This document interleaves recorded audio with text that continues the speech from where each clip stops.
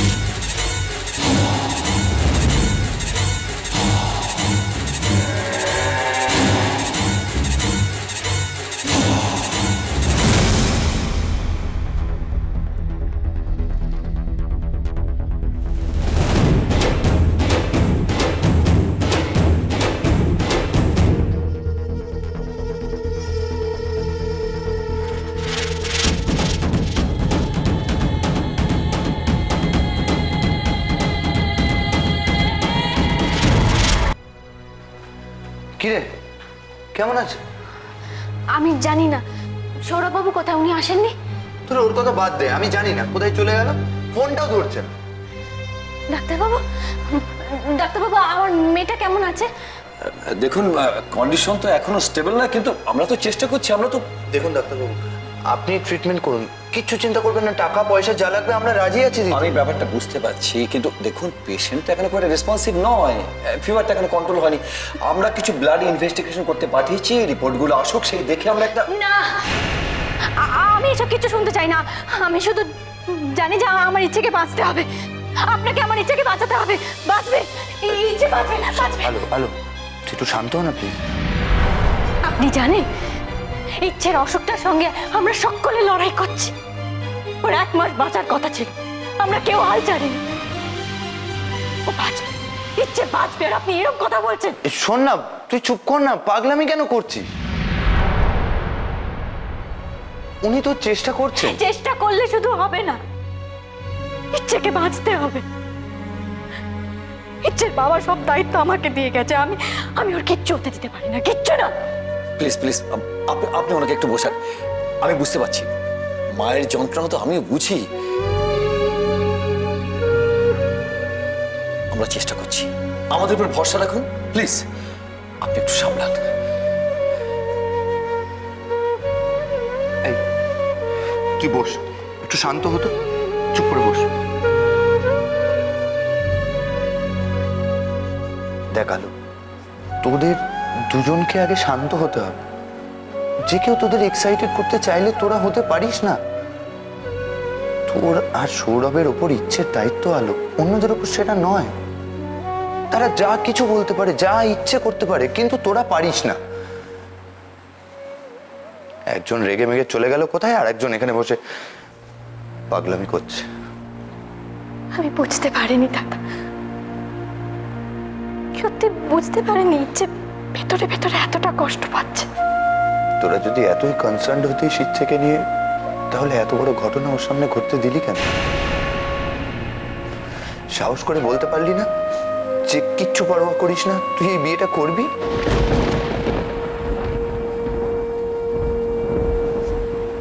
এতে তো কোনো মিথ্যে নেই, এটা তো সত্যি। চুপ করুন, আমি আর সত্যি মিথ্যে কিচ্ছু বুঝতে চাই না।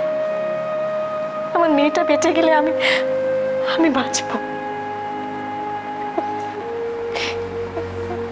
সৌরভ বাবু কোথায়, একটু ফোন করে দেখুন না।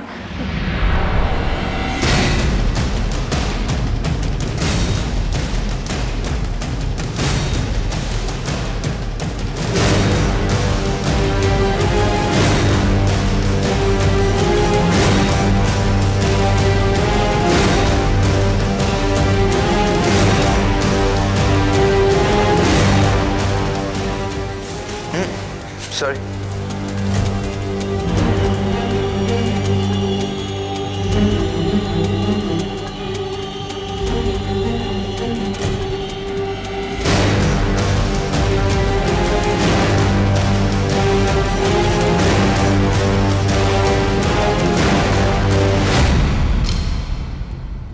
ছেলেটার যদি একটুও সেন্স থাকে, ফোনটাকে কেন সুইচ অফ করে রেখেছে কে জানে।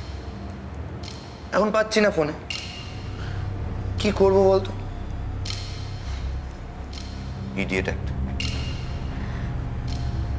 যদি ইচ্ছের চিকিৎসার জন্য ডাক্তারবাবু সৌরবাবুর কাছে কোনো অনুমতি চান, কি করব তখন? দেরি হয়ে গেলে তো আবার সর্বনাশ হয়ে যাবে। তুই আটকাবি সর্বনাশটা? মানে এখন যা ডিসিশন নেওয়া সব তোকেই নিতে হবে। আমি? হ্যাঁ তুই তো ইচ্ছের মা। রিস্ক নিয়ে ছুটতে ছুটতে হসপিটালে নিয়ে এলি কেন মেয়েটাকে ওর চিকিৎসার জন্য? তাহলে এখন কেন এত ঘাবড়ে যাচ্ছিস? সৌরভবাবু থাকলে? ওর কাণ্ডজ্ঞান নেই বলে কি মেয়েটা চিকিৎসা হবে না? বলছি যদি বাড়ি কেউ তাতে। তুই ওসব নিয়ে ভাবিস না, বাড়ির লোককে যা বলার আমি বলে দেবো।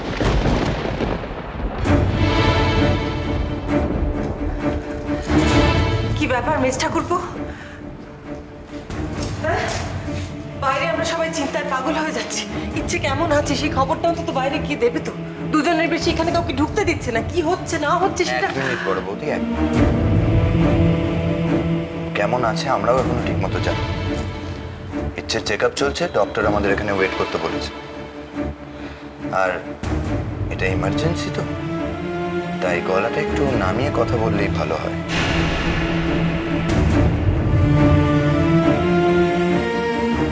ইচ্ছে এখন কেমন আছে? ইচ্ছের বাবা আছে না কেন? প্লিজ ওনাকে তাড়াতাড়ি আমার সঙ্গে দেখা করতে বলুন। আমার সঙ্গে ওনার কিছু জরুরি কথা আছে। ইচ্ছের কোনো বাড়াবাড়ি হয়নি তো? দেখুন, ইচ্ছের জন্য ইমিডিয়েটলি কিন্তু ব্লাডের প্রয়োজন আছে। ওর কিন্তু প্লেটলেট কাউন্টটা ফল করছে, তার সঙ্গে WBC কম আছে। তাছাড়া ওর ব্লাড গ্রুপ তো রেয়ার AB নেগেটিভ।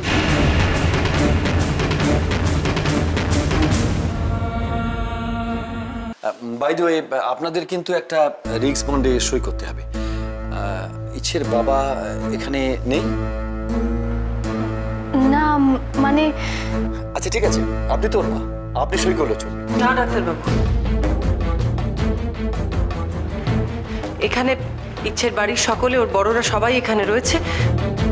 যা সিদ্ধান্ত নেওয়ার ওরাই নেবেন। সরি ম্যাডাম, দেখুন ইচ্ছের মা কিংবা বাবা ছাড়া আমরা তো সই করতে কাউকে অ্যালাউ করতে পারি না।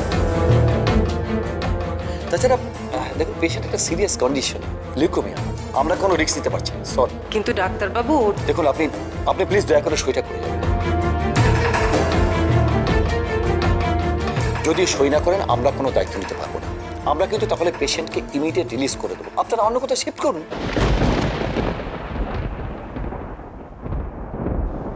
ডাক্তারবাবু, কি হয়েছে?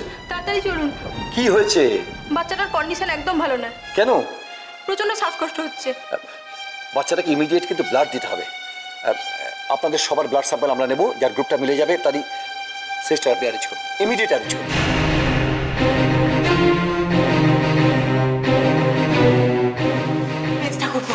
তুমি আর এখানে চুপ করে দাঁড়িয়ে থেকো না, আমার সঙ্গে শিগগির বাইরে চলো। বাবাকে সমস্ত কথা জানাতে হবে। ছোট ঠাকুরপোকে ফোনে না পেলে বারবার চেষ্টা করো। শিগগির এসো। আরেকটা কথা,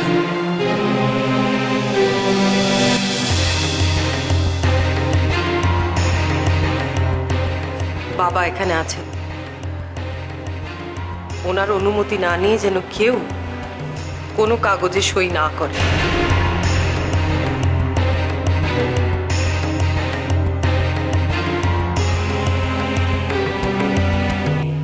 শুনুন, আপনার ব্লাড গ্রুপের সঙ্গে ইচ্ছের ব্লাড গ্রুপ মিলে গেছে, ইমিডিয়েট ব্লাড দিতে হবে। চলুন। এত সাহস তোমার? আমাকে বলো তো, কোন লোভে তুমি? বলতে পারেন মা ডাক্তার সোনার লোভে। ইচ্ছের অসুস্থতার সুযোগ তুমি এভাবে নিও না।